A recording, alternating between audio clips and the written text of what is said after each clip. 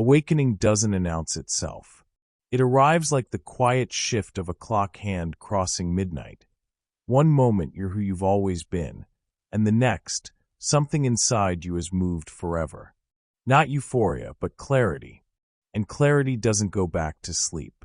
Jung viewed awakening not as the rise of a new self, but the break of the old illusion that everything was literal, predictable, surface level. From the outside, nothing changes. Inside, the world splits in two: the visible and the symbolic, the time measured by clocks and the time measured by the soul. The self begins to illuminate what you once kept in shadow simply to survive. And once that light turns on, the old hunger for validation, autopilot living, and emotional noise starts dissolving. Not dramatically, but inevitably. Time doesn't reverse. Awareness doesn't unsee. You don't become special, you become conscious. And consciousness is the threshold from which there is no return. This is where awakening begins its quiet work, not by adding anything, but by revealing what was always waiting beneath. What comes after this first fracture, after clarity, after the old self loosens, is where the real transformation unfolds. Once awakening starts, the world stops behaving like a flat, logical surface. What used to be just another day begins to feel strangely layered, as if there were subtitles running underneath every scene of your life. A random song plays at the exact moment you're thinking about someone you haven't seen in years. A phrase on a billboard answers a question you never said out loud. A stranger's sentence hits you with the force of something your soul was waiting for. To the old mind, these are coincidences. To the awakening psyche, they are messages. Jung called this synchronicity, when inner experience and outer events line up in a way that is meaningful but not logically planned. Before this shift, life is mostly literal. You wake up, go to work, talk, laugh, complain, scroll, sleep. Things happen, and you react. After awakening begins, the same events are still there, but something in you keeps asking, silently, why this in this way, right now? And the question doesn't come from anxiety. It comes from a deeper recognition. There is a conversation happening between your inner world and the outer one. You're not just moving through life anymore. Life is moving through you as well. This is one of the first things that never goes back to what it was. Once you taste this symbolic layer, you can't fully return to the old, flat way of seeing. You still function in the practical world, you still pay bills and answer emails, but underneath, you know you are walking inside a living pattern. A delay is not only a delay. A closed door is not only a closed door. Patterns appear. Echoes repeat. Something is trying to reach you. A repeated number, a recurring image, a certain type of person showing up again and again. They begin to feel like reflections of something the unconscious is trying to bring into the light. Jung understood that the psyche speaks in symbols, not in straight lines. When you become spiritually awake, you start realizing that life is using this same language with you.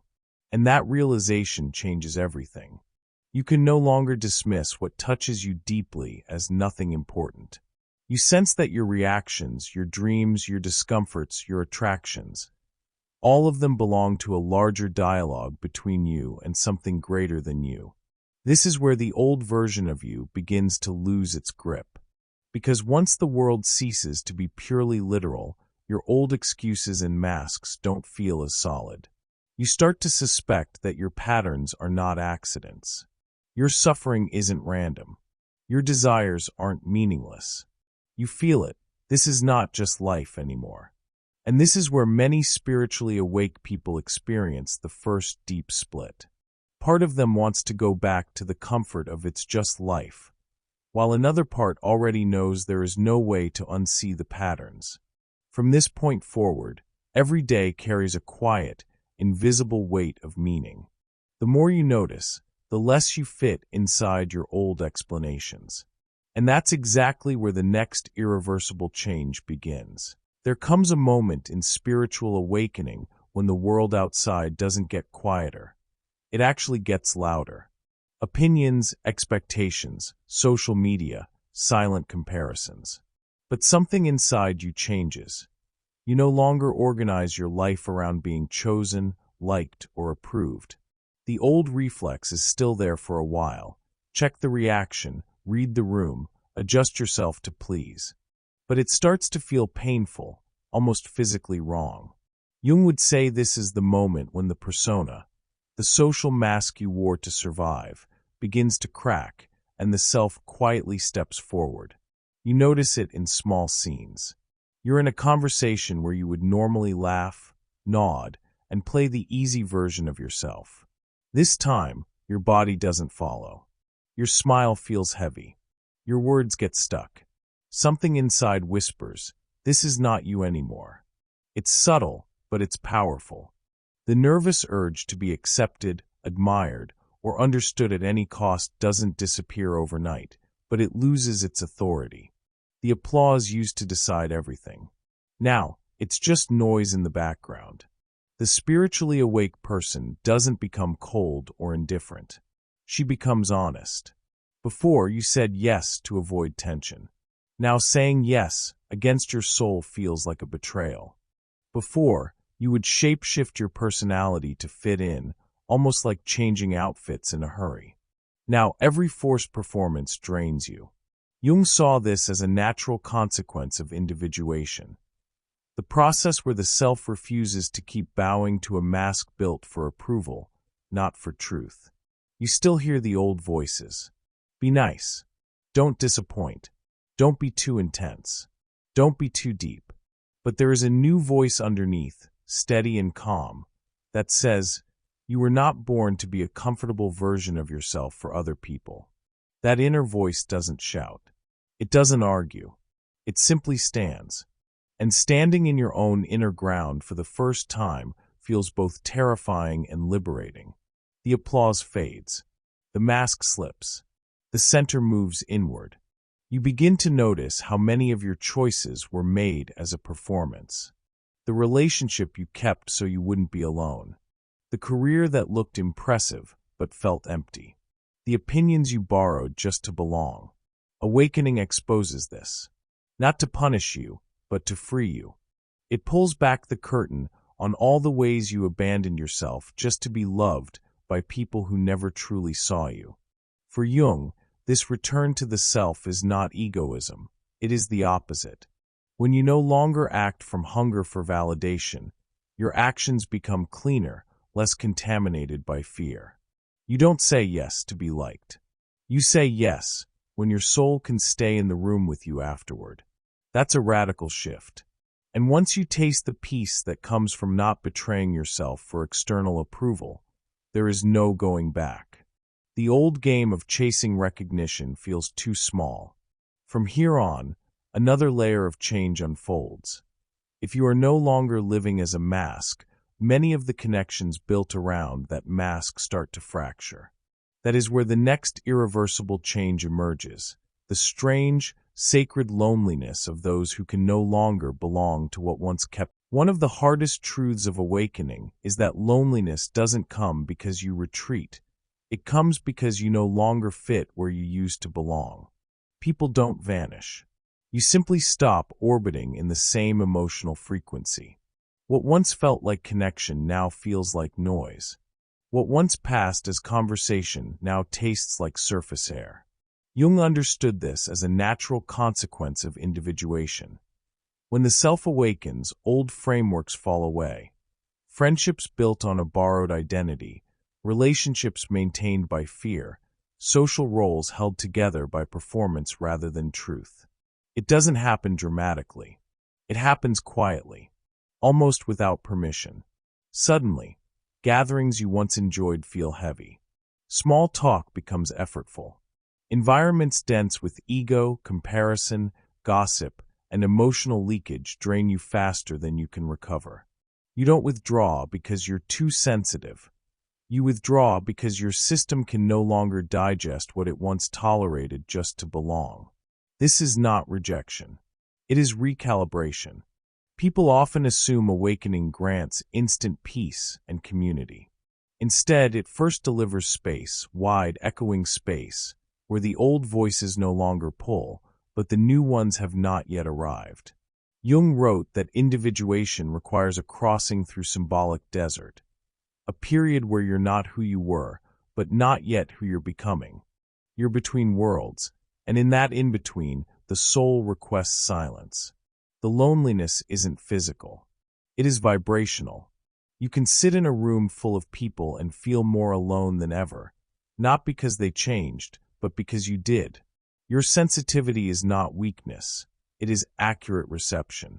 You feel when someone speaks from ego rather than essence.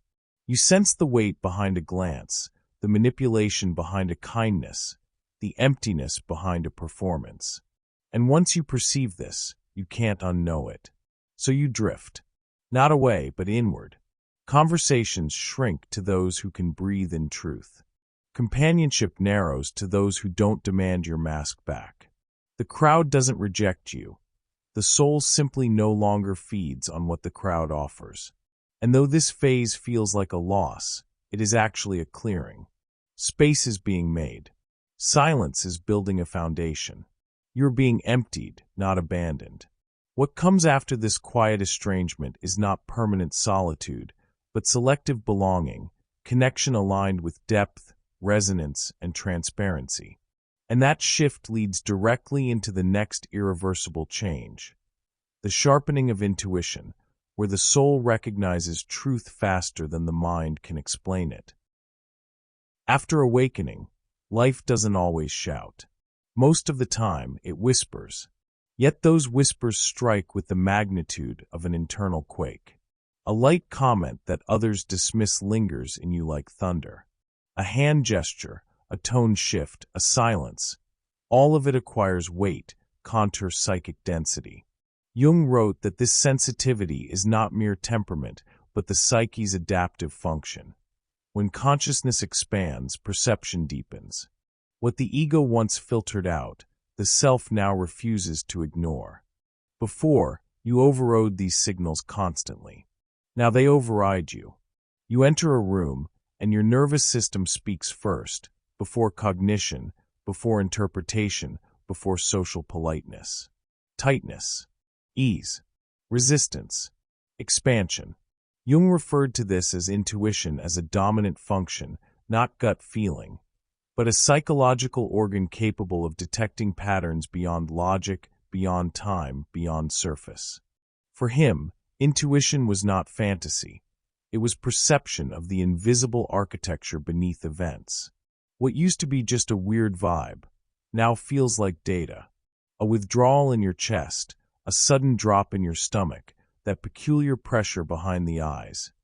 These are no longer mood swings. They are signals of psychic mismatch. Jung viewed these somatic impressions as compensation, the unconscious correcting the conscious when it is blind, inattentive, or in denial. When the outer narrative lies, the body tells the truth. The body speaks. The soul translates. The self insists. This is why after awakening, small things hit differently. A friend's forced laugh. A colleague's falseness behind courtesy. A partner's request that violates your inner boundaries. Jung warned that when the persona dominates, the psyche will eventually rebel. It rebels through symbols, somatic tension, dreams, and intuitive disruption. What people call oversensitivity is often the self refusing to let the persona suffocate it again.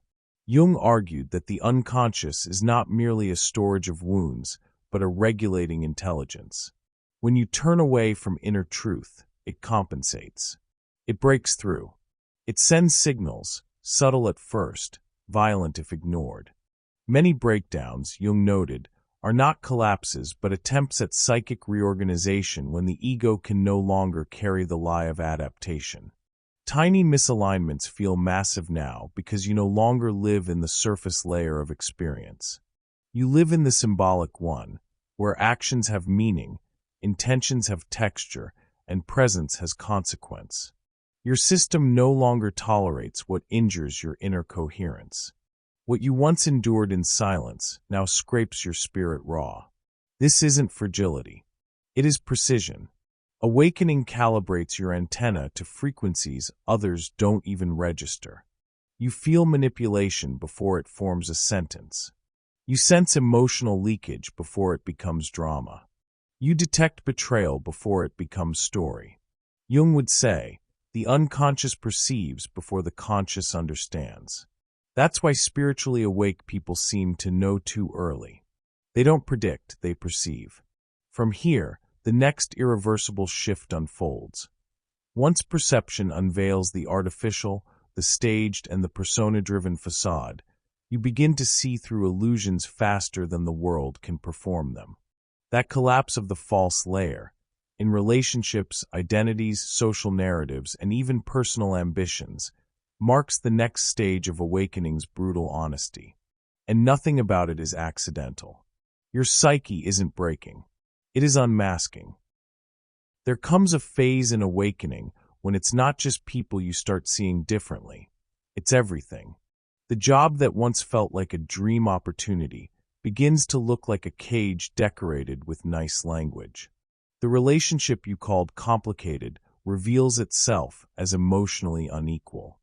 The family story you carried as destiny starts to feel more like a script written by fear, repetition, and unresolved pain. Jung would say this is the point where the persona loses its authority and the deeper patterns of the shadow and the collective become visible. At first, it feels like betrayal. Betrayal of what you believed. Betrayal of who you thought you were. The small signals you've been feeling, the discomforts, the intuitive warnings, the internal earthquakes, start lining up like pieces of a puzzle. You see that it wasn't just a bad day at work. It was years of self-abandonment disguised as responsibility. It wasn't just a phase in a relationship. It was a cycle of emotional hunger and crumbs. It wasn't just how your family is. It was generational trauma wearing the costume of normal. Jung said the psyche compensates for what consciousness refuses to see. Modern voices echo this. Physician and trauma expert Gabor Mate describes how we often sacrifice authenticity just to keep attachment, calling it a quiet self-betrayal that later shows up as anxiety, illness, addiction, burnout. In other words, the illusion of everything is fine collapses, and the body stops cooperating with the lie. Awakening strips that away. Gently at first. Then, if you resist, mercilessly. You begin to see how much of your identity was built around being what others needed you to be. The good employee, who never questions exploitation. The loyal partner, who swallows their truth. The dutiful child, who carries emotional weight that never belonged to them. Jung called this the adapted personality. The version of you that bends until it almost breaks, believing this is love, loyalty, maturity. Even our idea of strength starts to crack. Popular culture trained you to stay composed, productive, unbothered. Meanwhile, voices like Brené Brown, whose talks on vulnerability reached millions, remind us that pretending everything is fine is not courage, it's armor. Awakening rips that armor open. The image of having it all together becomes too expensive. You start preferring what is real over what looks impressive. The spell breaks. The glaze over your eyes dissolves. The story loses its hypnotic power. Structures begin to crack too. Systems you once respected now look hollow, built on competition, performance, and image. Certain spiritual spaces you trusted as pure begin to reveal ego, control, or bypassing. Even your own spirituality gets questioned. Was I truly seeking truth, or just a safer identity to hide in? This can be brutal because part of you wants to cling to at least one illusion as a safe place. Jung believed that disillusionment is not cynicism. It is a higher form of honesty. When illusions fall, you are not losing reality. You are losing your edited version of it. And modern psychology, trauma studies, and viral conversations about authenticity are all pointing in the same direction. What doesn't survive your awakening was never truly you. Nothing is what it seemed. But that doesn't mean nothing is real. It means what is real survives the fall. From here, another irreversible shift emerges. As illusions break, your body and soul demand a different way of living, one that respects your sensitivity, your boundaries, your truth. And that leads directly into the next change. Your nervous system starts refusing the environments and dynamics your old self tolerated in silence. After awakening, your body stops being a passenger and becomes a diagnostic instrument. What psychology used to call overreaction now reveals itself as accurate response. Jung sensed this long before nervous system science caught up. When the self rises, the body becomes its spokesperson. What you once tolerated calmly now feels abrasive to your skin, your breathing, your pulse. Crowded rooms, emotional leakage, chaotic environments, people who drain instead of relate, the body no longer negotiates with them. It tightens. It contracts. It warns. Imagine this. You're at a family lunch. Everyone's laughing, talking over each other, making small jokes that cut deeper than they admit. Years ago, you would smile, serve the plates, keep the peace. Today, halfway through the meal, your shoulders lock, your jaw tightens, your breathing gets shallow. Nothing terrible is happening, but your body whispers, "This isn't safe for your nervous system anymore." You excuse yourself, go to the bathroom, and for the first time, instead of calling yourself dramatic, you listen. Neuroscience echoes Jung here. Bessel van der Kolk, in The Body Keeps the Score, shows that the nervous system doesn't care about your image. It cares about safety and coherence. Once you stop betraying yourself, the body refuses to return to numb tolerance. What you used to call coping now feels like self-erasure. What you used to name being resilient now feels like abandoning yourself in slow motion. Stimulation overload becomes palpable. Loudness burns. Fake smiles press on your chest like weight. Environments built on comparison and ego feel physically hostile. Jung would call this the withdrawal of libido from false structures. Psychic energy refusing to keep feeding what no longer has truth or meaning. Picture yourself at work, in a meeting room full of buzzing screens and subtle competition. Before, you forced a joke, offered more than you had capacity for, stayed late to prove your worth. Now, halfway through someone bragging and subtly attacking a colleague, you feel your stomach drop, your neck stiffen, your whole system saying, "This is not your ecosystem anymore." Outwardly, you remain composed. Inwardly, a decision has already been made. And here is the shift many mistake as decline. You become less able to endure what is misaligned. That isn't collapse, it's awakening. Nervous system clarity, energetic precision, spiritual filtration. Soft voices become profound. Authentic presence becomes oxygen. Surface interaction becomes unbearable. And from here, another irreversible change unfolds. As the body stops tolerating artificial environments, your empathy begins to shift, not disappearing, but refining, becoming selective. You no longer absorb everything. You discern. You allow. You release. This leads directly into the next stage of awakening. Empathy that turns from survival strategy into conscious, sovereign choice. There is a moment in awakening when your empathy changes first. Before, you absorbed everything, every mood, every tension, every unspoken need. You called it kindness. Often it was survival. You stayed hyper-attuned to others so you wouldn't be abandoned. Jung would say your psyche was living far from its own center, shaped by others' expectations more than your own truth. After awakening, you still feel deeply, but you no longer want to carry everything. Pain touches you, but it doesn't own you. You listen, you care, but you stop disappearing inside other people's stories. Empathy turns from a sponge into a clear mirror. Contemporary psychology calls this moving out of fawn and codependence into self-leadership. Jung would simply say, the self has taken the seat the persona used to occupy. Inside this cleaner empathy, a sense of calling begins to appear. Not a dramatic destiny, but a quiet knowing. My life can't be only about my comfort anymore. Certain themes keep returning. Certain wounds in others move you in a way you can't explain. You start to feel that what broke you is also what equips you to understand, to name, to support. You weren't just hurt. You were being shaped. And then comes the surrender. Not a big scene. A shift. You still have plans, dreams, preferences, but they're no longer the final authority. The ego stops driving and moves to the passenger seat. The main question becomes, what is true for me to do here with what I've been given? You say fewer yes. You walk through fewer doors. You choose alignment over appearance. This is where the clock returns. The hand has crossed midnight. You can't go back to the version of you who lived on masks, illusions, and borrowed scripts. Even when you feel tired, lonely, or misunderstood, you know you're not lost. You're just not where you used to be. If this feels like your story, you're not the only one. There is a whole silent generation of spiritually awake souls walking this same threshold. If this video touched something deep in you, stay close to this space.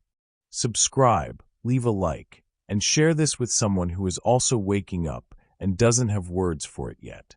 The clock won't turn back, but from here on, you don't have to walk this new time alone. And in the next video, we'll keep diving deeper into what it really means to live from this new level of consciousness.